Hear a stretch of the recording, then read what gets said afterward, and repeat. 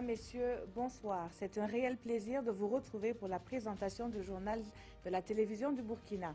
Au menu de cette édition, le SINCHA menace de repartir en grève, et ce dès demain. Le syndicat des travailleurs de la santé humaine et animale a, au cours d'une conférence de presse, jugé infructueuses les négociations engagées avec le gouvernement. Le ministre de la Santé était l'invité du 13h.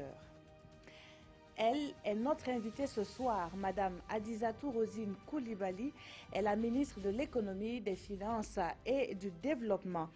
Elle est donc avec nous pour parler du PNDS qui est au cœur du conseil d'administration du dit ministère tenu ce 21 novembre. Déception puis stupéfaction à l'issue des primaires de la droite en France. Le grand perdant Nicolas Sarkozy se voit condamné à une retraite après 40 ans de vie consacrée à sa passion, la politique. Mais avant de développer ces titres, sachez qu'il a été question de développement au Premier ministère. Paul Kabatieba y a reçu le directeur général d'une plateforme chargée donc de booster les infrastructures dans les pays africains. Elle est dénommée Africa 50 et devrait profiter au Burkina dans le domaine de l'énergie. Pawan Drogo, Jean Zongo et Ismaël Dilouma Sirima. Plus d'une demi-heure, le directeur général de Africa 50 a présenté à Paul Kabatieba la structure dont il a la charge. Une plateforme d'investissement qui finance le développement d'infrastructures en Afrique. Au sortir de son audience, Alain Abobissé promet que Africa 50 va soutenir le Burkina pour ses projets de construction d'infrastructures. Le Premier ministre a été très clair que son gouvernement souhaite mettre en œuvre des projets infrastructures dans ce pays le plus vite possible. Il a bien souligné que l'attente était grande pour qu'on puisse avancer le plus rapidement. Et donc c'est également le souhait d'Africa 50 d'avancer le plus vite possible dans la mise en œuvre des projets. Nous avons évoqué des projets dans le secteur notamment de l'énergie, mais également dans d'autres secteurs de l'infrastructure. Et nous sommes prêts à accompagner le gouvernement du Burkina Faso dans ces projets-là. Selon le directeur général de Africa 50, l'accompagnement de sa structure sera financier et aussi en ressources humaines. Je vous le disais en titre, le SINCHA menace d'aller en grève de 72 heures dès demain. Le syndicat des travailleurs de la santé humaine et animale affirme que les négociations engagées lors de la première grève n'ont pas abouti. Le point de la conférence de presse animée ce jour avec Konsoun Koulibaly et Oumar Zombré. Le syndicat des travailleurs de la santé humaine et animale SINCHA annonce une grève totale de 72 heures à compter du mardi 22 au jeudi 24 novembre. Et pour cause, la plateforme revendicative du SINCHA n'aurait pas trouvé une satisfaction entière. Pour ce qui concerne les conditions de travail, la participation à la vie et au contrôle des formations sanitaires et sur les questions de carrière, les réponses sont en deçà en réalité de celles que nous attendons. Nous avons simplement dit qu'il y a un certain nombre de réponses que nous avons rejetées et certaines dont nous avons pris acte. Maintenant, sur les questions relatives aux conditions de vie, nous avons dit que le gouvernement n'a fait aucun effort. Sinon, il y a des réponses à toutes les questions, mais elles sont nettement en deçà de celles que nous attendions. Le syndicat a aussi évoqué le cas de la CAMEC qu'il souhaiterait voir érigée en société d'État. Il interpelle le gouvernement sur les cas d'agression du personnel de santé. En cas de nouvelle agression, le syndicat annonce une réponse. Désormais, si un agent de santé est physiquement agressé lors donc, de l'exercice professionnel, nous avons décidé d'arrêter de travailler. S'il y a des comportements du côté des agents de santé qui sont susceptibles donc, de créer des conflits, il y a la hiérarchie. Le syndicat entend organiser des manifestations sur l'ensemble du territoire national pour montrer son mécontentement. Il ne prévoit aucun service minimum pour ces 72 heures de grève. Mais en attendant d'entrer en lutte, le syndicat dit être ouvert et disponible pour tout dialogue avec le gouvernement afin d'éviter des désagréments à la population. Et puis le docteur Smaïl Ouedraogo, ministre de la Santé, était l'invité du journal de 13h. Il affirme que les négociations étaient pourtant bien parties avec le syndicat. Suivez un extrait de l'entretien qu'il a eu avec Godefroy Badier. Le syndicat nous a soumis une plateforme revendicative de 63 points. que nous avons examiné ensemble, donc avec d'autres collègues, sur instruction de son Excellence, Monsieur le Premier ministre. Et de ces 63 points, je peux considérer que sur 59 points, nous avons été plus ou moins d'accord. C'est bien, le SG vient de dire que le syndicat prend acte, mais on sait que le syndicat ne dit jamais qu'il est d'accord. Dans aucune plateforme, on ne voit jamais ça. C'est prend acte quand ça semble aller, et n'est pas d'accord quand ça ne va pas du tout. Et ça, c'est quelque chose, quand même, un langage bien précis. Sur cette plateforme de 63 points, il y a 4 points qui font blocage. Ces 4 points concernent la prise en charge gratuite des agents de santé, leurs conjoints, leurs ascendants et leurs descendants directs. Et à ce niveau, je pense qu'il y a eu un recul, puisque lors des discussions, il faut le dire, les choses telles qu'elles se sont passées, nous avons fait comprendre aux syndicats que nous aurions aimé bien accéder à cette revendication. Mais nous sommes dans ce pays, ils sont dans ce pays, et l'une des revendications même est qu'eux-mêmes ils demandent à ce que les conditions soient davantage améliorées pour que les mesures fortes que le président du Faso a prises, qui concernent les mesures de gratuité en faveur des enfants de moins de 5 ans et les femmes enceintes, puissent connaître des situations plus intéressantes dans sa mise en œuvre en termes de qualité. Donc, je leur ai fait savoir ce jour-là qu'avec cette mesure, qui concerne également les femmes et les enfants du personnel de santé, le gouvernement a des difficultés. Le deuxième point porte sur les indemnités. Il s'agit des indemnités de risque et les indemnités de garde. Mais sur ces indemnités, nous n'avons aucune objection. Les indemnités de garde, ils souhaitent que les gardes soient payées, les indemnités soient payées par garde, ce qui me paraît être la revendication la plus juste. D'ailleurs, au niveau du ministère, nous sommes dans une réflexion pour aller dans ce sens. Actuellement, les indemnités de garde sont systématiquement annexées au salaire. Que tu prennes une garde ou pas, ben, tu as ton salaire et tu as tes indemnités dedans. Et il y a plein qui ne prennent pas la garde. Et c'est un problème réel.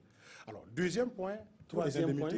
Pour les indemnités, il y a les indemnités de risque, pour lesquelles nous n'avons pas une objection. Et j'ai dit aux syndicats que nous sommes en train de faire cette réflexion-là, afin que toutes ces indemnités-là fassent partie, découlent de la fonction publique hospitalière, qui est un engagement du chef de l'État, dont 3 fonctions publiques, la fonction publique d'État, la fonction publique territoriale qui vient d'être créée, et il reste la fonction publique hospitalière qui vient compléter l'ensemble. Et dans le cadre de la loi créant la fonction publique hospitalière, toutes ces dispositions-là seront prises afin que nous puissions avoir un ensemble cohérent. Le dernier point, c'est les syndicats voudraient qu'en attendant la révision de la loi 033, qu'on applique la loi 081 au niveau des IPE. Voilà donc en réponse le ministre de la Santé qui était donc l'invité du 13h. Toujours en santé, et ce sera sans interruption, que va se tenir un symposium ouvert à Ouagadougou. Des experts venus d'ailleurs se joignent à ceux d'ici donc pour trouver une solution durable contre la mortalité des enfants due au manque d'hygiène. La prévention des gastro-entérites en est une étape. Plus de précisions avec Ibrahima Sombier et Zoubaviel David Dabiré. 6 000 enfants meurent chaque année au Burkina Faso du fait des infections liées au manque d'hygiène, selon le ministère en charge de la Santé. Un chiffre alarmant pour les chercheurs qui réfléchissent depuis ce matin aux stratégies de lutte contre les gastro-entérites. Et sur la question, les scientifiques suédois veulent mettre à la disposition de leurs confrères du Sud le fruit de leurs recherches. On a travaillé sur le virus entérique depuis longtemps. Et chez nous, c'est vrai, les enfants ne meurent pas à cause de meilleur traitement. Mais aussi, le taux d'infection, c'est le même là-bas qu'ici. Ça veut dire beaucoup d'enfants allant à l'hôpital et beaucoup de pays en Europe maintenant ont mis le même vaccin à son programme d'immunisation. Donc, comme on travaille sur le virus entérique, aussi c'est bien sûr qu'il faut aussi aller où les problèmes sont plus grands. Ce symposium se veut donc une tribune pour la communauté scientifique de peaufiner les techniques de détection et de diagnostic des virus responsables des gastro-entérites et de définir les stratégies de lutte contre ce qui apparaît aujourd'hui comme un fléau. Des stratégies qui devront aider les décideurs dans la lutte contre ces maladies. Au terme de ces travaux, nous attendons que nous puissions faire le point en matière de stratégie, quelles sont les stratégies, quelles sont les recommandations qui sont mises à jour pour que nous puissions davantage lutter contre les diarrhées à rotavirus. Les recommandations de ce symposium constitueront un référentiel pour la prise en charge de ces pathologies dans d'autres pays à travers le monde. On en vient au PNDS, ce référentiel de développement du gouvernement burkinabé. Le plan national de développement économique et social a guidé les travaux du CACEM des finances. Ce qu'il faut en retenir est dans ce reportage que signent Daouda Ouattara et Draman Guéné. Deux sujets principaux étaient au menu de ce deuxième CACEM des financiers. Ces agents et décideurs du ministère de l'économie et des finances ont parlé PNDS. Dans ce cadre, ils doivent mobiliser près de 10 000 milliards de francs CFA en 4 ans sur ressources propres. De l'argent qui sera géré selon un nouveau modèle appelé budget programme. Un budget programme dont les forces et les faiblesses sont ici déclinées pour une bonne planification financière. Cela demande bien sûr un investissement massif dans les secteurs porteurs de croissance. Ça, c'est un élément très important. Et c'est pour cela que le succès de la conférence est une bonne chose.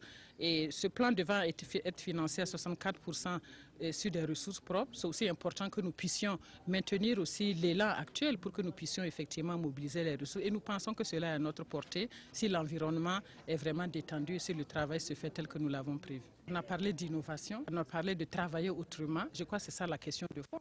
Donc ce n'est pas un miracle que nous sommes en train de faire, c'est juste faire ce qu'on doit faire. Je crois que c'est cela et nous avons en tout cas l'adhésion de la majorité du personnel de ce ministère. Nous allons y travailler. Pour le ministre Koulibaly, il faut bannir à jamais les vices liés aux passations de marchés publics pour atteindre les objectifs fixés.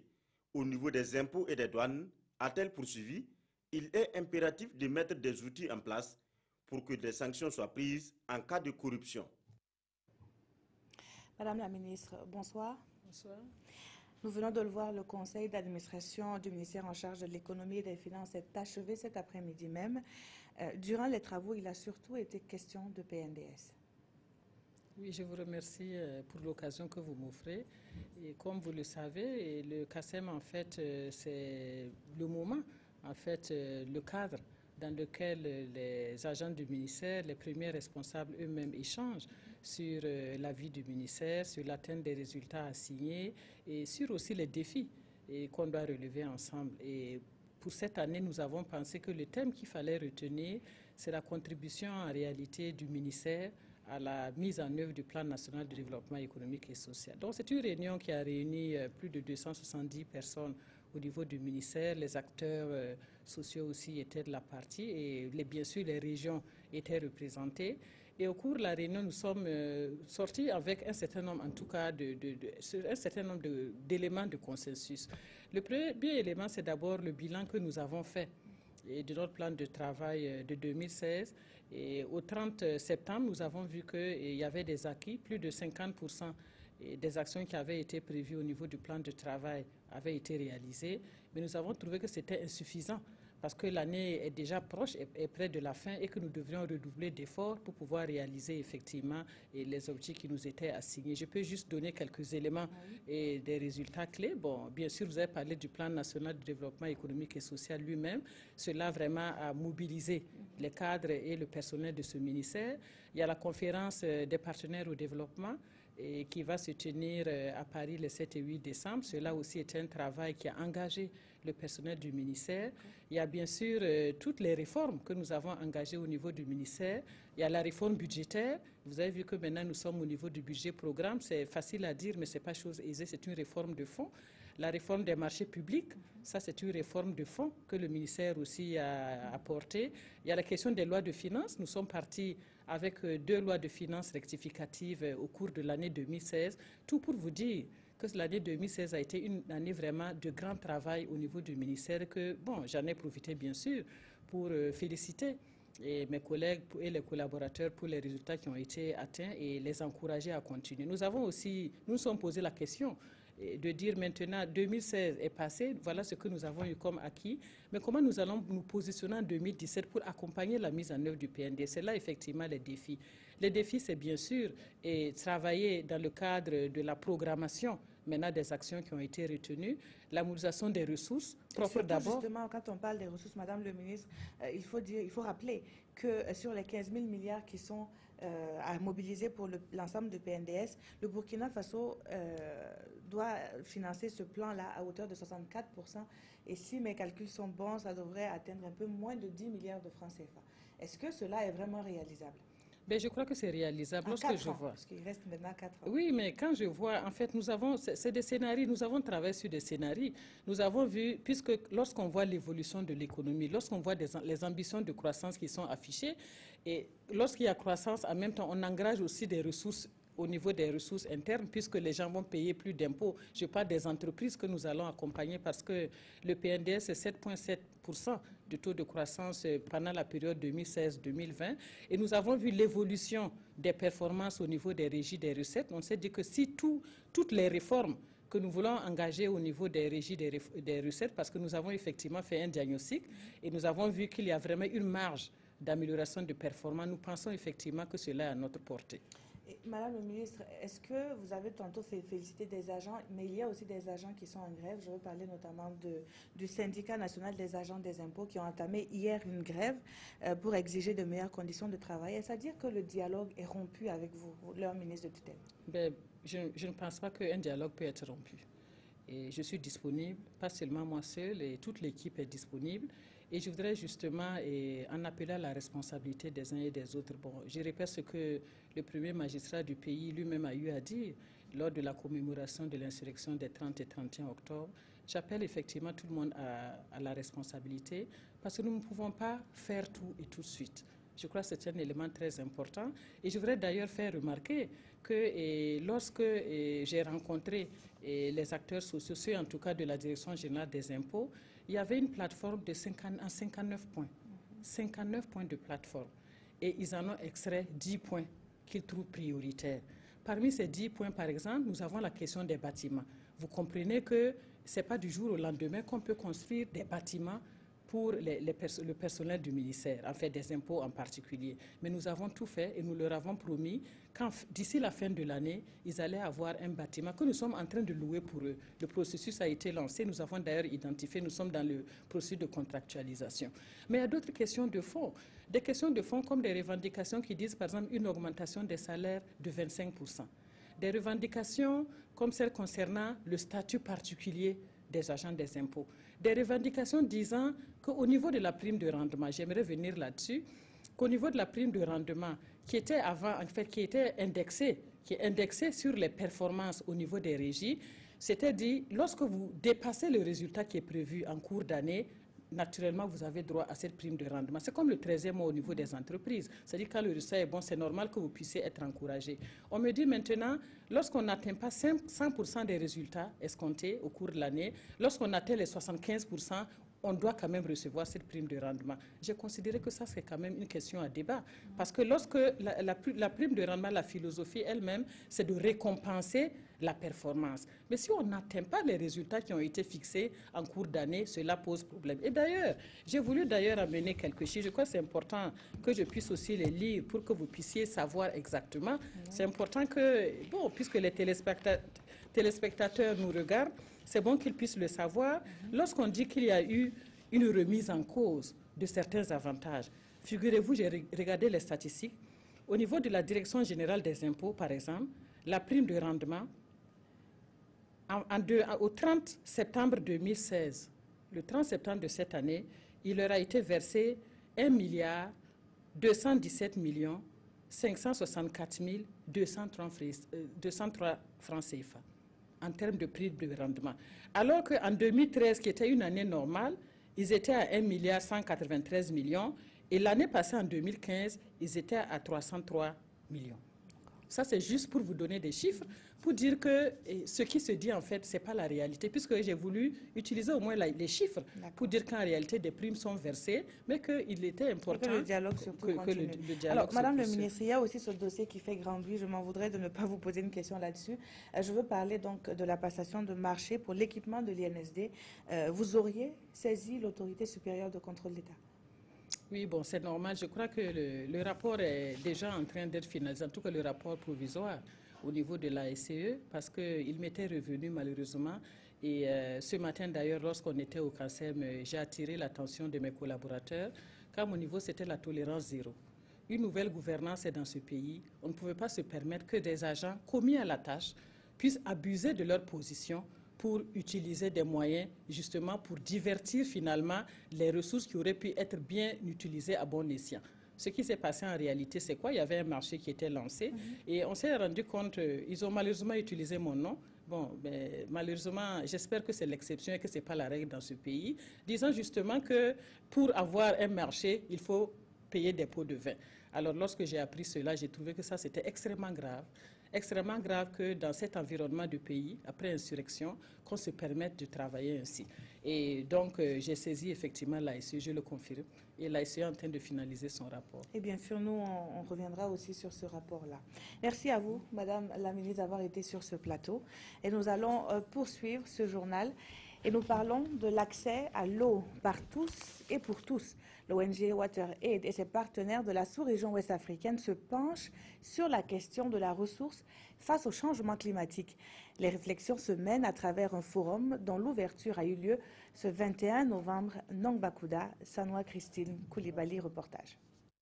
Selon les experts, l'eau est la ressource la plus touchée par le changement climatique. La rendre disponible partout et pour tous dans la limite du contrôle des risques reste un défi pour les acteurs de la sous-région ouest-africaine. Vous avez des sécheresses. Au même moment, vous constatez des inondations. C'est extrêmement important que nous travaillions à mieux comprendre, à mieux cerner même ces impacts-là pour mieux organiser la planification et la gestion des ressources en eau. C'est tout l'enjeu de ce forum régional qui se veut un cadre de partage d'expériences pour une gestion holistique de la ressource eau. Très souvent, on oublie que nous avons même une politique communautaire à l'échelle de la CEDEAO en matière de gestion des ressources en eau. Parce que ce que nous envisageons au Burkina a un impact sur nos frères du Ghana, parce que nous partageons par exemple le même bassin versant. C'est pour ça que les agences de l'eau, notamment le bassin de la Volta, de l'autorité bassin du Niger, mais aussi l'ensemble des bassins nationaux. Il faut renforcer les capacités pour que ces agences-là puissent faire leur travail de façon appropriée, parce que c'est dans ces conditions que tous ensemble, nous pouvons non seulement réussir l'accès universel d'ici 2030 en matière d'approvisionnement en eau, mais aussi faire en sorte que le secteur de l'eau soit un secteur de soutien à la production. À l'issue de ce forum, les participants venus du Burkina, du Ghana, du Mali et du Niger devront également faire des recommandations à l'endroit des décideurs pour une meilleure connaissance des ressources en eau, condition sine qua non pour leur gestion efficiente. La Grande Muraille Verte est aussi ce projet qui va amoindrir les effets néfastes des changements climatiques. Pour la mise en œuvre de l'initiative, des agents du ministère de l'Environnement se forment. À l'issue de cette formation, ces agents devraient à leur tour impliquer les populations dans le projet. Paul-David Bambara et Zali Sassanfo nous en disent plus. Apprendre pour mieux édicter. Ces directeurs régionaux et provinciaux du ministère en charge de l'environnement sont ici à l'école du management des ressources humaines. Une école qui va leur permettre de connaître les règles à adopter pour impliquer les populations à plus d'actions en faveur de l'initiative de la Grande Muraille Verte pour le Sahara et le Sahel. Nous venons juste de sortir de la COP 22, qui est dite COP de l'action. Effectivement, pour être en action, il faudrait que nous ayons sur le terrain des acteurs capables de véhiculer les bonnes pratiques. Cette formation va durer 5 jours et elle va s'étendre à 210 autres acteurs du domaine pour plus de résultats. L'initiative La Grande Muraille Verte est un projet panafricain porté par l'Union africaine depuis 2007. Il vise à combattre la désertification, la dégradation des terres et les sécheresses. Et aussi, il va contribuer à améliorer la résilience des écosystèmes au changement climatique et la sécurité alimentaire dans la région sahélo-saharienne. C'est une bonne nouvelle qu'annonce le ministère en charge des droits humains. Le Burkina Faso est à jour de ses obligations vis-à-vis de la Convention internationale des droits humains. Le défi actuel, c'est la diffusion et l'appropriation des recommandations issues des différents rapports. Yacouba Gamene, Nathalie Sawadogo, reportage. Le renforcement de la législation nationale, l'adoption et la mise en œuvre de politiques en faveur des groupes vulnérables et la lutte contre l'impunité et les violations des droits humains, ce sont entre autres les recommandations faites à l'issue de la présentation des rapports périodiques par le Burkina Faso sur la prise des mesures concernant la protection des droits humains aux organes de traité. Lorsque vous ratifiez ces conventions, vous devez, à des périodes données, soumettre des rapports pour dire quelles sont les mesures que vous avez prises pour donner effet aux droits humains qui sont contenus dans ces conventions. Donc le Burkina Faso, depuis novembre 2015, a commencé à présenter ses rapports. Nous avons présenté notre rapport devant le comité des disparitions forcées. Nous avons présenté notre rapport devant le comité des droits de l'homme socio-économique et culturel. Et nous avons présenté notre rapport relatif aux droits civils et politiques. Alors des recommandations ont été faites. Bien évidemment, les différents comités ont reconnu les efforts que le Burkina a fait, mais il y a des insuffisances. Et des recommandations ont été faites sur ces insuffisances. Il a également été recommandé qu'une fois de retour au pays, nous avons l'obligation de dire à nos populations quelles sont les recommandations qui ont été faites pour qu'ensemble nous puissions les mettre en œuvre. Prennent part à cet atelier les représentants de l'Assemblée nationale, les représentants du monde judiciaire, les OSC et la presse. Ensemble, ils vont s'approprier les différentes recommandations, mais aussi approfondir les réflexions afin de trouver les voies et moyens qui vont permettre leur mise en œuvre. Un mot de culture à présent. La place des nations de Ouagadougou était aux couleurs de la Corée du Sud ce week-end. Un spectacle a été gracieusement offert dans le cadre du traité d'amitié entre ce pays et le Burkina Faso. Suivez plutôt ce compte-rendu haut en couleurs que nous proposent Amado Ilboudo et Aimé Solange Guigma. Deux peuples, sud-coréens et burkinabés, partagent ici leur savoir-faire artistique. Les burkinabés en premier plan plantent le décor à travers des pas de danse du terroir, de la musique moderne et traditionnelle. Et c'est au tour des sud-coréens de faire découvrir leur culture. The whole purpose to come here, notre objectif principal en venant ici, il est très simple. We want to enhance the relationship. Nous aimerions renchérir les relations between Burkina Faso and Korea qui existent entre le Burkina et la Corée du Sud. On s'aperçoit qu'effectivement, les peuples ont des valeurs qu'ils peuvent partager. Et ces valeurs universelles partagées sont celles de la paix, celles de la joie. Une soirée riche en couleurs. L'un des temps forts, cette chorégraphie qui a émerveillé plus d'un Ouagalais. Vraiment, c'était très génial. Nous aussi, on est sortis pour venir suivre ça. Vraiment, j'étais très contente de voir ça. C'est la première fois de voir ça, mais c'était très merveilleux. Cette soirée d'échange culturel entre Burkinabés et Sud-Coréens est une première. Et selon le chef de la délégation, des mesures seront prises pour qu'elle se perpétue. Dans les jours à venir, les Sud-Coréens envisagent recevoir chez eux des artistes burkinabés. L'actualité hors de chez nous, c'est l'annonce faite cet après-midi par Nicolas Sarkozy. Largement battu aux primaires de la droite, l'ancien président français annonce son retrait de la vie politique. Il a tout de même précisé qu'il voterait pour François Fillon, arrivé largement en tête face à Alain Juppé, selon des résultats partiels. L'envol de Fillon et la chute de Sarkozy, le coup de tonnerre est double en France après le premier tour de la primaire à droite. Grand naufragé du scrutin, Nicolas Sarkozy recueille 2 fois moins de voix que son ancien Premier ministre. L'ex-président dit vouloir se retirer de la vie politique. Pour dimanche prochain, son choix est clair. L'idée que je me fais de mon devoir est de dire avec franchise, avec clarté, avec loyauté, que quels que soient mes désaccords passés avec lui, François Fillon me paraît avoir le mieux compris les défis qui se présentent à la France. Je voterai donc pour lui au second tour de la primaire. Les partisans de François Fillon exultent.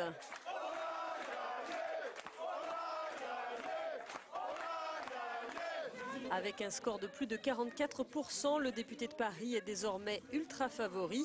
Il a dépassé de 15 points celui que les sondages donnaient gagnant, Alain Juppé. Les deux rivaux se distinguent surtout au niveau économique. François Fillon apparaît comme plus libéral que le maire de Bordeaux, avec des mesures plus radicales, notamment sur le temps de travail ou la suppression du nombre de fonctionnaires. Un ultime débat télévisé aura lieu jeudi soir entre les deux hommes. Dans les rues de Paris, la surprise est générale et chacun y va de son commentaire. Surpris un petit peu. Pourquoi? parce que la tendance était plutôt sur Juppé pendant un laps de temps. Et que je pense que la dynamique sur la fin était plutôt Fillon et qu'il a bénéficié de cette dynamique. Et je pense que c'est plutôt un vote sanction pour le troisième, Nicolas Sarkozy. Cette première primaire ouverte de l'histoire de la droite est en tout cas un succès de participation avec près de 4 millions de votants. C'est un bien triste anniversaire qui est relaté dans les quotidiens, l'attaque du Radisson Blu Hotel à Bamako. Sur le plan national, les journaux du jour décortiquent le programme d'appui au développement des économies locales lancé à Dori par le chef de l'État. La revue de la presse est avec Aimé Solange Guigma. Lutte contre la pauvreté au Burkina, Roch sonne le glas à Dori par le lancement du programme d'appui au développement des économies locales PADEL, indique l'observateur Palga. Un instrument qui vise à promouvoir l'émergence d'économies locales inclusives, dynamiques et compétitives à même d'entraîner un essor économique et social du pays, précise le quotidien. Ainsi, 339 milliards seront-ils injectés dans les économies locales, nous informe aujourd'hui au Faso. Que c'est ambitieux et louable, s'exclame Sidoya, qui observe par ailleurs des inquiétudes quant à sa mise en œuvre sur le terrain. Il ne sera pas surprenant qu'une bonne partie de cette enveloppe serve à organiser des séminaires, des ateliers et autres rencontres budgétivores, souligne le quotidien d'État. Il faut donc rompre avec la routine, insiste ce journal.